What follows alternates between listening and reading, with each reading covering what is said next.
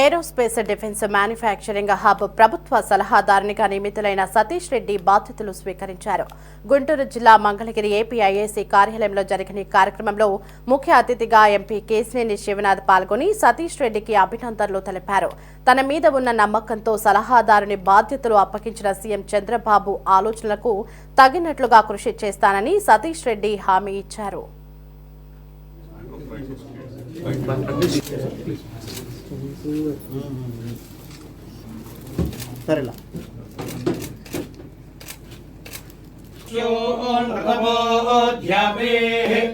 अभिप्रेहि दक्षिणतो भवामेहावृत्राणि लिङ्घना बभूरि जुहोमि ते धरुणं मध्वो अग्रमुभा उभां सुप्रथमा विभावा ఈయన కూడా మా ఊరు పక్కూరు. ఈ ఊరికి వస్తే ఆయన కుటుంబంలో ఉండాలి. సతీష్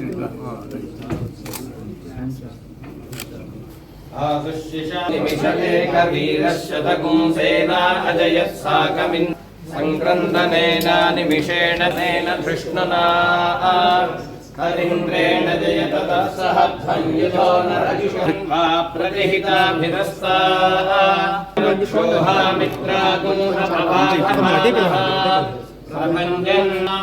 गोत्रभिदं गोविदं वज्रबाहुं जयन्तमज्म प्रमृडन्तमोजसा मम आनन्दां प्रतिशस्त्रस्वयाध्यक्षेण पृतना जयेम मम देवा विहवे सन्तु सर्वं డైనమిక్ ఆఫీసర్స్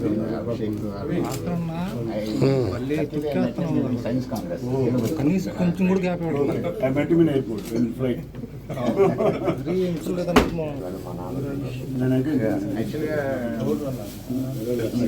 సమరం గారి వల్ల అయింది అనుకోవాలి. ఎందుకంటే ఒక రకంగా ఈయనేమో ఎగ్జిబిషన్ కోసం పిలిచారు, ఇనాగ్రేట్ చేయమని.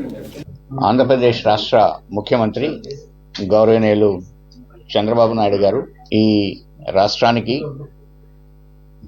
గౌరవ సలహాదారుగా డిఫెన్స్ అండ్ ఏరోస్పేస్ రంగాల్లో మ్యానుఫ్యాక్చరింగ్, ఇండస్ట్రీస్, R&D విషయాలు చూసేందుకోసం నన్ను ఎంపిక చేసుకొని ఈ బాధ్యత అప్పచెప్పినందుకు వారికి హృదయపూర్వక నమస్కారాలు తెలియజేసుకుంటున్నాను.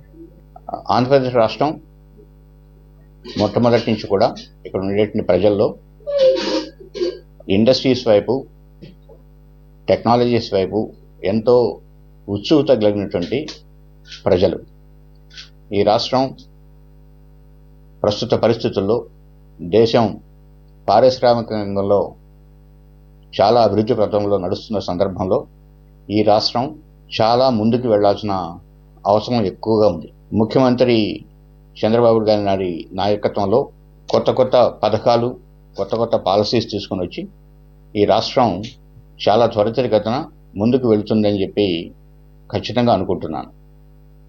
ఈ